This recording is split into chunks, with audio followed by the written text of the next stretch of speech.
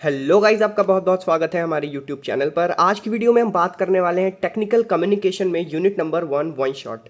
सो इस particular video के अंदर हम आपके सिलेबस के अंदर जितनी भी चीज़ें गिवन है वो सारी चीज़ें कवर करने वाले हैं। साथ ही साथ मैं आपको ये भी बताऊंगा कि कौन सा क्वेश्चन कितने वेटेज के साथ एग्जाम में आपसे पूछा जाता है और उसी अकॉर्डिंग हम चीज़ें प्रिपेयर करेंगे। ठीक है, टॉपिक सबसे पहले देख लेते हैं। सिलेबस के अंदर ये सारे टॉपिक्स आपके दे रखे हैं। सबसे पहला है role and purpose of communication, next types and flow of communication, फिर barriers to effective communication, 7 C's of communication, code and content, stimulus and response, vowel sounds and consonant sounds, tone, rising and falling tone. तो ये सारे जो topics हैं ये हम cover करने वाले हैं इस पर्टिकुलर वीडियो के अंदर। अब इसमें से ये जो ऊपर के 4 टॉपिक्स हैं आपके top 4 topics, that is role and purpose of communication, types and flow, barriers and 7 C's of communication, ये आपके 5 से 7 नंबर के अंदर एग्जाम में पूछे जा सकते हैं। इसके अलावा जो नीचे के 4 टॉपिक्स हैं ये मोस्टली 2 मार्क्स के क्वेश्चन में ही आपसे पूछा जाता है। ठीक है, तो उसी अकॉर्डिंग हम कंटेंट को भी पढ़ने वाले हैं यहाँ पे। तो बिना टाइम वेस्ट किए स्टार्ट करते हैं पहले टॉपिक्स के साथ, that is role and purpose of communication. So सबसे पहले रोल ऑफ कम्युनिकेशन देखेंगे हम कि आखिर कम्युनिकेशन होता क्या है, क्या रोल होता है कम्युनिकेशन का हमारी लाइफ में। ठीक है, communication is the process of exchanging information, ideas, thoughts और इमोशन बिटवीन द पीपल। सो अगर बेसिक डेफिनेशन की बात की जाए तो कम्युनिकेशन एक प्रोसेस है जिसमें हम इंफॉर्मेशन को एक्सचेंज करते हैं, आइडियाज़ को एक्सचेंज करते हैं, थॉट्स को एक्सचेंज कर सकते हैं या फिर अपने फीलिंग्स या इमोशन को एक्सचेंज करते हैं एक दूसरे के साथ। ठीक है, next it can be verbal, हम वर्बली भी चीज़ें कर सकते हैं, दैट इज स्पोकन और रिटन। वर्बल में आपका बोल के आप एक्सप्रेस करो या फिर आप लिख के एक्सप्रेस करो तो वो आपका वर्बल कम्युनिकेशन में आता है। ठीक है, और non verbal that is gestures, facial expressions, body languages. बहुत सारे ऐसे जेस्चर्स होते हैं, फॉर एग्जांपल मेरे हैंड मूवमेंट्स, ये भी एक जेस्चर है। ठीक है, फेशियल एक्सप्रेशंस, कोई किसी को किस तरीके से देख रहा है, किस तरीके से फेशियल एक्सप्रेशंस दे रहा है, हम उसके अकॉर्डिंग भी समझ सकते हैं कि इंसान कहना क्या चाहता है। बॉडी लैंग्वेज ये भी एक इंपॉर्टेंट पार्ट है और नॉन वर्बल कम्युनिकेशन का पार्ट है। तो ये सारे हमारे रोल ऑफ कम्युनिकेशन है, यानी कि बेसिक कम्युनिकेशन होता क्या है और किस लिए यूज होता है वो चीज़ें हम यहाँ पे देख रहे हैं। ठीक है, next is purpose of communication. अब क्यों कम्युनिकेशन करना इंपॉर्टेंट है, क्यों किया जाता है कम्युनिकेशन। ठीक है, main purpose of the communication are information exchange, to persuade, to entertain और टू एक्सप्रेस। मतलब कि शेयरिंग नॉलेज, फैक्ट्स और न्यूज़। मोस्टली कम्युनिकेशन यूज़ की जाती है इंफॉर्मेशन एक्सचेंज के लिए, यानी कि किसी भी फैक्ट को, किसी भी तरह की नॉलेज को या किसी भी तरह की न्यूज़ को एक दूसरे तक पहुंचाना, पास ऑन करना, ये कम्युनिकेशन का एक पर्पस होता है। ठीक है, next is to persuade. Persuade मतलब कन्विंसिंग समवन टू एग्री और टेक एक्शन, किसी को कन्विंस करना किसी पर्टिकुलर डिसीजन के लिए, ये भी हमारा कम्युनिकेशन का एक पार्ट है और एक पर्पस है। ठीक है, टू एंटरटेन, एंगेजिंग और अम्यूजिंग द ऑडियंस, ऑडियंस को एंगेज करना या उनके साथ इंटरैक्ट करना, ये भी हमारा कम्युनिकेशन का पर्पस होता है। Next is to express, sharing feelings and expressing emotions like happiness, sadness और anger.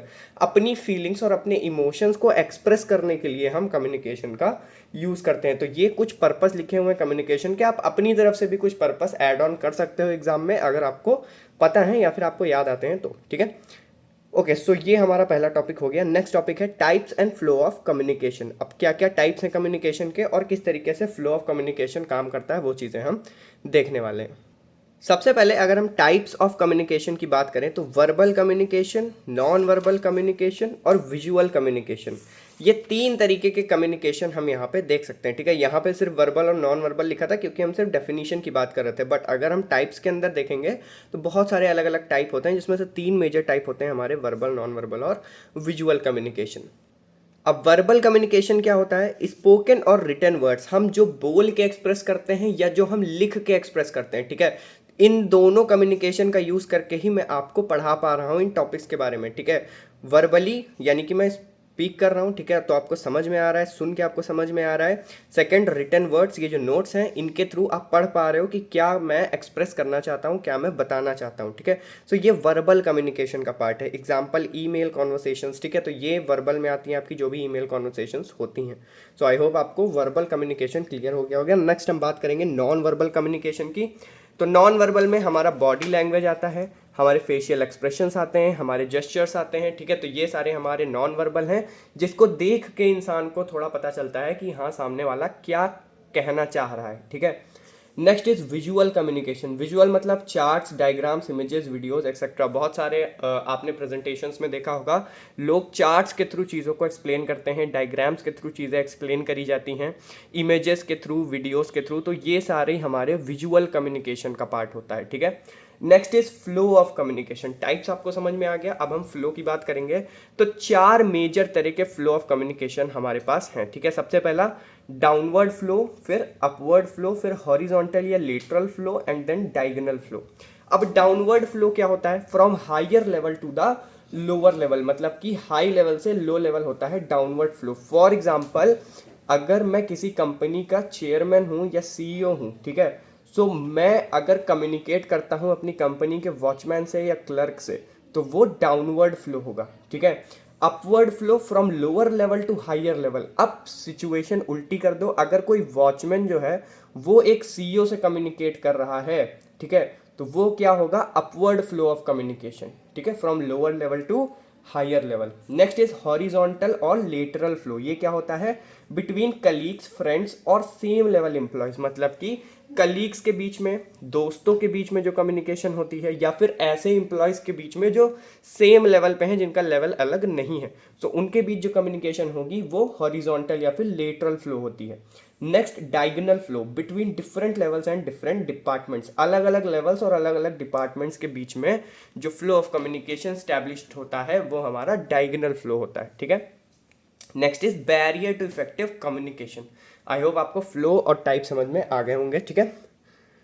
Okay, so barriers of effective communication. Sometimes communication fails due to certain problems called barriers. कभी कभी हम कम्युनिकेट करते समय fail हो जाते हैं, कुछ ना कुछ प्रॉब्लम आ जाती है जिससे हमारी कम्युनिकेशन क्लियरली नहीं हो पाती है। सो उन्हीं चीज़ों को, उन्हीं फेजेस को क्या बोला जाता है? बैरियर्स या फिर सेटबैक, ठीक है। ये दोनों क्वेश्चन आपको एग्जाम में मिल सकते हैं कि what are the setbacks of effective communication और what are the barriers of communication. So आपको एक ही आंसर लिखना है दोनों क्वेश्चन में, ठीक है।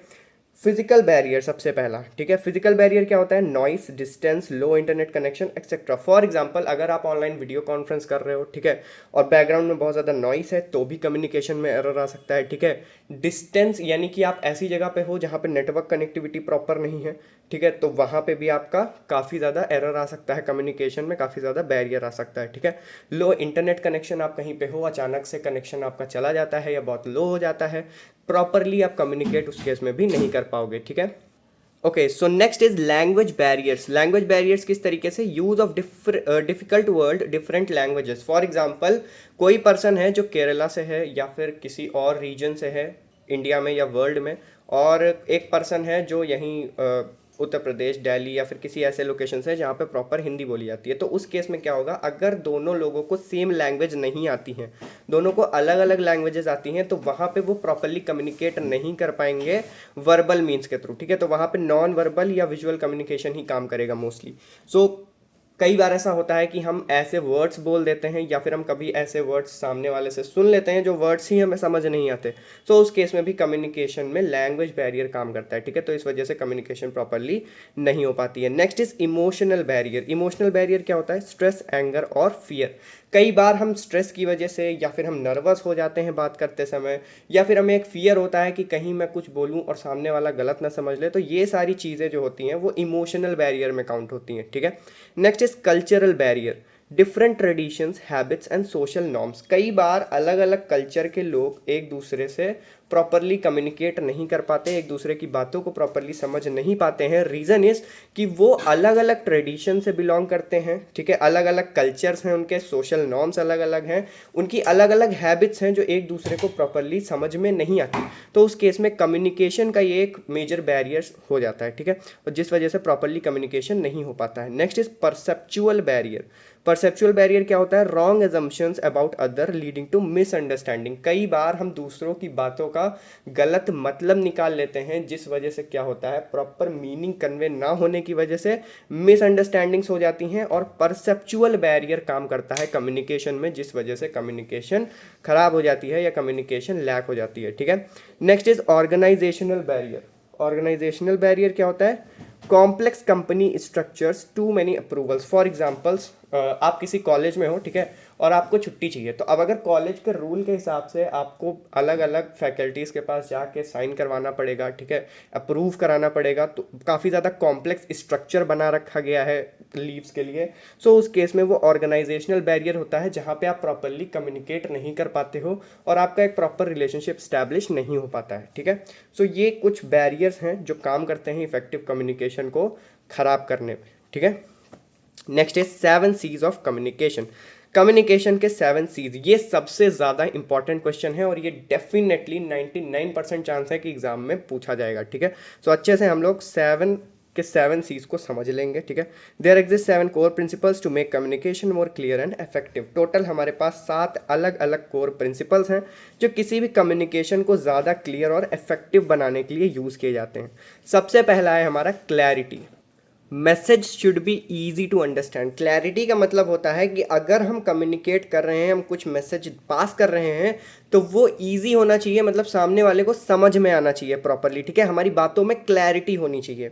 Next is conciseness, use of fewer words and avoid unnecessary details. Come words का यूज़ करना और अननेसेसरी डिटेल्स को हटा देना, मतलब कि अगर हम कोई चीज़ एक्सप्लेन कर रहे हैं तो हम सिर्फ टू द पॉइंट चीज़ें एक्सप्लेन करें, हम इधर उधर की बातें उसमें ना इंक्लूड करें, क्योंकि अननेसेसरी डिटेल्स कम्युनिकेशन के अंदर एक तरीके से बैरियर ही क्रिएट करता है, ठीक है, जिसको हम नॉइस बोलते हैं, ठीक है। Correctness, use proper grammar, spelling and facts. हम जो भी चीज़ कन्वे करें, जो भी हम कम्युनिकेट करें, अगर वो वर्बल है या नॉन वर्बल है, हम प्रॉपर ग्रामर का यूज़ करें, ठीक है। गलत ग्रामर बोलने से कई बार चीज़ें सही से समझ में नहीं आती। हम हमेशा अगर रिटन में कर रहे हैं तो हमारी स्पेलिंग सही होनी चाहिए, क्योंकि गलत स्पेलिंग्स भी कम्युनिकेशन को ख़राब कर देती हैं, चीज़ों को मिसअंडरस्टैंड करवा देती हैं, ठीक है। एंड फैक्ट्स, जो भी हम फैक्ट्स और फिगर्स प्रेजेंट कर रहे हैं वो हमेशा करेक्ट होने चाहिए, ठीक है। इसीलिए करेक्टनेस एक बहुत इंपॉर्टेंट कॉन्सेप्ट होता है कम्युनिकेशन के अंदर। Next is courtesy. कर्टसी का मतलब क्या होता है? Be polite and respectful. आप किसी से भी कम्युनिकेट करो, चाहे किसी भी टाइप ऑफ कम्युनिकेशन का आप यूज़ कर रहे हो, you should always be polite and respectful. आप हमेशा पोलाइटली बात करो और रिस्पेक्टफुली बात करो, ठीक है, इससे आपकी कम्युनिकेशन ज़्यादा इफेक्टिव होती है। Next is concreteness, use proper grammar and be specific to the point, ठीक है। कंक्रीटनेस और करेक्टनेस कहीं ना कहीं सिमिलर चीज़ें हैं, बस करेक्टनेस में आपको ध्यान देना होता है कि आप सही चीज़ें बोल रहे हो, और कंक्रीटनेस में आपको ध्यान देना होता है कि आप जो भी चीज़ें बोल रहे हो टू द पॉइंट बोलो, घुमाने की ज़रूरत नहीं है बहुत ज़्यादा, ठीक है। कंसिडरेशन क्या होता है? Think about the audience need and background, ठीक है, मतलब कि आप सामने वाले की नीड्स को भी कंसिडर करो। Always be empathise and sympathise with second person, ठीक है, हमेशा लोगों की भावनाओं को समझो। जब आप समझोगे तब आप ज़्यादा कंसिडरेट तरीके से रिप्लाई कर पाओगे, ठीक है, और कम्युनिकेशन इंप्रूव कर पाओगे। Next is completeness, provide all necessary details. Correctness और कंक्रीटनेस का जो कॉन्सेप्ट है, मतलब कि आपको सही चीज़ें बोलनी है, टू द पॉइंट चीज़ें बोलनी है। इसका मतलब ये नहीं है कि आपको इनकम्प्लीट चीज़ें बोलनी है, आपको हमेशा प्रॉपर डिटेल देनी है। अगर फॉर एग्जांपल मैं कोई पॉइंट यहाँ पे आपको बता रहा हूँ तो विद एग्जांपल मैं आपको समझाऊंगा ताकि आपको प्रॉपरली समझ में आ जाए, यानी कि सारी नेसेसरी डिटेल्स हमें देना इंपॉर्टेंट होता है कम्युनिकेशन के अंदर। आई होप आपको ये सातों सी समझ में आ गए होंगे, ठीक है। इनको आपको याद रखना है, एग्जाम में बहुत इंपॉर्टेंट है, ये डेफिनेटली पूछे जाएंगे, ठीक है। ठीक है, अब हम बात करेंगे 2 मार्क्स वाले सारे क्वेश्चंस की। सबसे पहला आता है हमारा कोड एंड कंटेंट। कोड और कंटेंट क्या होता है? Code, the method used to communicate like language, symbol और साइंस। कोड, जैसे कि आप अगर प्रोग्रामिंग पढ़ रहे हो तो आपने ये चीज़ देखी होगी कि हम एक कोड लिखते हैं जो हमारा कंप्यूटर सिस्टम समझता है, ठीक है। एक प्रोसेस है समझने का भी, अभी वो सारी चीज़ें कंपाइलर इंटरप्रेटर हम नहीं डिस्कस करने वाले, ठीक है। तो कहने का मतलब ये है कि जो मेथड यूज़ किया जाता है कम्युनिकेशन के लिए, हम उसे कोड कहते हैं। चाहे हम लैंग्वेज के थ्रू कम्युनिकेट कर रहे हो, चाहे हम सिंबल्स के थ्रू कम्युनिकेट कर रहे हो, चाहे हम साइंस के थ्रू कम्युनिकेट कर रहे हो, ठीक है। तो जिस मीडियम का यूज़ करके हम कम्युनिकेट करते हैं वो हमारा कोड होता है, ठीक है। ओके, सो ये होता है कोड का मतलब। अब कंटेंट क्या होता है? द एक्चुअल मैसेज और इंफॉर्मेशन बीइंग शेयर्ड। जो भी चीज़ें कम्युनिकेट हो रही हैं कोड के फॉर्म में, उसके अंदर का जो हिडन मैसेज है, जो एक्चुअल मीनिंग है उस इंफॉर्मेशन की, वो होता है कंटेंट, ठीक है। तो ये डिफरेंस है कोड और कंटेंट के बीच में। कोड का मतलब जो मीडियम हम यूज़ कर रहे हैं, चाहे हम लैंग्वेज यूज़ कर रहे हो, चाहे हम सिंबल यूज़ कर रहे हो, चाहे हम साइंस यूज़ कर रहे हो, जो भी मेथड यूज़ हो रहा है कम्युनिकेशन के लिए वो कोड होता है। और कम्युनिकेशन में जो इन्फॉर्मेशन ट्रांसमिट हो रही है, ठीक है, वो इन्फॉर्मेशन या वो मैसेज वो कंटेंट होता है। ठीक है, तो ये होता है कोड और कंटेंट में डिफरेंस। एग्जाम्पल देखो, if you text your friend hey let's meet at 5 PM, ठीक है। फॉर एग्जाम्पल आपने अपने दोस्त को मैसेज डाला कि चलो भाई 5 बजे मिलते हैं। The code is English. अब यहाँ पे कोड क्या है आपका? इंग्लिश, और थोड़ी सी मैथमेटिक्स भी है क्योंकि 5 लिखा हुआ है यहाँ पे, ठीक है। तो ये हमारा कोड है, ये हमारा बात करने का वे है, मेथड है, ठीक है। Content is meeting plan. Content क्या है कि आप उसको 5 बजे मिलना चाहते हो, ये मैसेज दे रहा है कि आप अपने फ्रेंड को 5 बजे मिलना चाहते हो, आपका मीटिंग प्लान है, तो ये इसका कंटेंट है। आई होप आपको कोड और कंटेंट में फ़र्क समझ में आ गया होगा, ठीक है। नेक्स्ट हम बात करेंगे स्टिमुलाई एंड रिस्पॉन्स की। स्टिमुलाई क्या होता है? एन इवेंट और एक्शन दैट स्टार्ट्स कम्युनिकेशन। ऐसा कोई इवेंट या ऐसा कोई एक्शन जिसकी वजह से कम्युनिकेशन इनिशिएट हो या जिसकी वजह से कम्युनिकेशन स्टार्ट हो दो लोगों के बीच में, उसको हम स्टिमुलस कहते हैं या स्टिमुलाई कहते हैं, ठीक है। Next is response, the reaction और रिप्लाई टू दैट इवेंट। अब स्टिमुलस हो गया, ठीक है, मतलब कि इवेंट स्टार्ट हो गया, एक्शन ट्रिगर हो गया जिस वजह से कम्युनिकेशन स्टार्ट हो गई। अब उस कम्युनिकेशन में उस पर्टिकुलर स्टिमुलाई का या उस इवेंट का या उस एक्शन का जो रिएक्शन होता है वो ही हमारा रिस्पॉन्स होता है, ठीक है, जिसको हम रिप्लाई बोलते हैं, ठीक है। एग्जाम्पल देखो, आपको ज़्यादा बेटर से समझ में आएगा। Stimuli, a teacher ask what is your name. For example आपसे टीचर ने पूछा कि बेटा आपका नाम क्या है, व्हाट इज़ योर नेम, तो आपका रिस्पॉन्स क्या होगा? माई नेम इज XYZ, ठीक है। तो ये आपका क्या है? रिस्पॉन्स। और जो कम्युनिकेशन इनिशिएट करने के लिए टीचर ने क्वेश्चन पूछा वो है स्टिमुलस, ठीक है, ये स्टिमुलाई, ठीक है। आई होप आपको स्टिमुलाई और रिस्पॉन्स भी समझ में आ गया होगा। Next is vowel and consonant sounds, ठीक है। तो वॉवेल और कॉन्सोनेंट साउंड्स में क्या डिफरेंस होता है? Vowel sound, open sound made without closing any part of the mouth. Vowel sound ऐसे साउंड होते हैं जो आप अपने मुंह को खोल के बोलते हो, ठीक है। यानी कि आप जब भी वॉवेल्स को बोलोगे तो आपके लिप्स कभी भी चिपके हुए नहीं रहेंगे, आप हमेशा मुंह अपना खोल के बोलोगे पूरी तरीके से, ठीक है, एयर को एक्सेल करते हुए। जैसे कि ए, ई, I, O, U, ये आपके वॉवेल होते हैं। तो वॉवेल का साउंड कैसा होता है? आप अपने माउथ के किसी भी पार्ट को ब्लॉक किए बिना, मुंह को बंद किए बिना, जब आप मुंह खोल के बोलते हो जिन वर्ड्स को, वो आपके वॉवेल साउंड्स होते हैं, ठीक है। और जिन वर्ड्स को या जिन साउंड्स को बोलने के लिए आपको अपने मुंह को बंद करना पड़ता है या मुंह के अंदर के किसी पार्ट को आपको श्रिंक करना पड़ता है, बंद करना पड़ता है, तो वो आपके कॉन्सोनेंट साउंड्स को प्रोड्यूस करता है, ठीक है। For example sounds made by blocking air flow using tongue, lips और टीथ। आप टीथ का यूज़ करते हो एयर ब्लॉक करने के लिए, आप लिप्स का यूज़ करते हो एयर ब्लॉक करने के लिए, या फिर आप टंग का यूज़ करते हो एयर ब्लॉक करने के लिए, तो वो सारे साउंड्स आपके कॉन्सोनेंट साउंड्स में आते हैं, ठीक है। एग्जाम्पल बी में आपका लिप्स श्रिंक हो रहा है, ठीक है, लिप्स आपके कोलैप्स हो रहे हैं। सी में आपका टंग और टीथ काम करते हैं। डी में भी आपका टंग और टीथ काम करते हैं।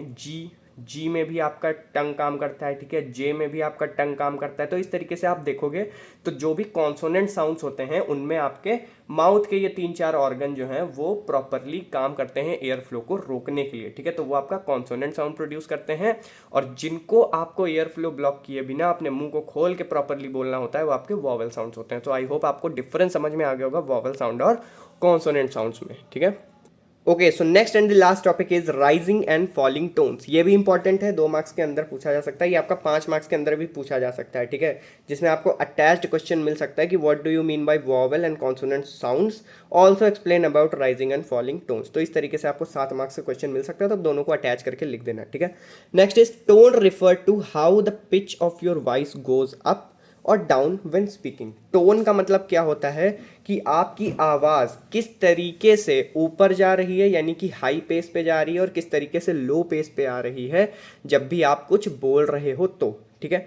फॉर एग्जाम्पल मैं गाना गाता हूँ, ठीक है, सारे गा मा, ठीक है। तो देखो सा रे गा तक मेरा साउंड कहाँ गया? ऊपर की तरफ गया, टोन मेरी इंक्रीज हुई, ठीक है। उसके बाद क्या हुआ? टोन मेरी डाउन हो गई, ठीक है, मैं धीरे बोलने लगा। तो ये क्या होता है? ये टोन होती है। टोन का मतलब होता है कि आपका वॉइस पेस किस तरीके से काम कर रहा है, कब आप हाई पिच पे बात कर रहे हो, कब आप लो पिच पे बात कर रहे हो स्पीकिंग करते समय या कम्युनिकेट करते समय, ठीक है। सो आई होप टोन का मतलब भी आपको क्लियर हो गया होगा, ठीक है।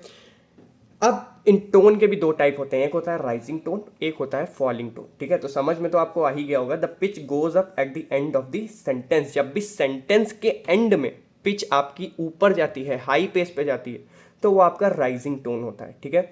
Used mostly in questions and uncertainty. Mostly rising tone का यूज कब किया जाता है, जब अनसर्टेन बातें हो रही हो या फिर क्वेश्चंस हो रहे हो, ठीक है। एग्जाम्पल, आर यू कमिंग, देखो are you coming, are slow pace पे स्टार्ट हुआ, कमिंग के एंड तक हाई टोन हो गया, ठीक है। सो ये एक राइजिंग टोन का एग्जांपल है। आप दूसरे क्वेश्चंस भी लिख सकते हो अपने अकॉर्डिंग, ठीक है। फॉलिंग टोन क्या होती है, हाँ एक चीज़ और, गाना मत लिख के आना, मैंने बस एग्जांपल के लिए बताया था, ठीक है। The pitch goes down at the end of the sentence. Falling tone का मतलब होता है जब भी आपकी पिच सेंटेंस के एंड पे डाउन होने लगे तो वो फॉलिंग टोन होती है, ठीक है। मतलब स्टार्ट हुआ हाई एंड से और धीरे धीरे धीरे धीरे स्लो हो गई वॉइस, तो ये आपका फॉलिंग टोन है। Used in statements, commands and finality. ये स्टेटमेंट्स में यूज़ किया जाता है, कमांड्स में यूज़ किया जाता है, और फाइनैलिटी यानी कि मोस्टली कंक्लूजन में यूज़ किया जाता है, ताकि आपको पता चल सके कि हाँ यहाँ पे चीज़ें एंड हो रही हैं। आपने कई बार नोटिस किया होगा, जब भी आप गाने सुनते हो तो गाने की जो लास्ट लाइन होती है वो ख़त्म होते होते गाना स्लो होने लगता है, गाने की वॉल्यूम धीमे होने लगती है। तो रीज़न इज़ कि ये फॉलिंग टोन आपका रिप्रेजेंट करता है, ठीक है। Example, I will meet you tomorrow, मतलब कि I will meet you tomorrow. देखो शुरू कहाँ से हुआ, हल्का सा हाई टोन था, I will meet you tomorrow, नीचे आते आते स्लो हो गई वॉइस, फॉलिंग टोन होता है, ठीक है। तो इसके अलावा भी आप अपने अकॉर्डिंग एग्जांपल्स लिख सकते हो, बस गाने मत लिख के आना एग्जाम में, ठीक है। सो ये पहली यूनिट थी। आई होप आपको सारी चीज़ें समझ में आ गई होंगी, बहुत ज़्यादा टाइम नहीं लगा इसमें। सेकंड यूनिट थोड़ी सी लंबी है इससे, तो थोड़ा सा एक्स्ट्रा टाइम लग सकता है। थर्ड यूनिट अगेन छोटी सी है, उसके बाद फोर्थ यूनिट और फिफ्थ यूनिट भी हम कवर कर लेंगे।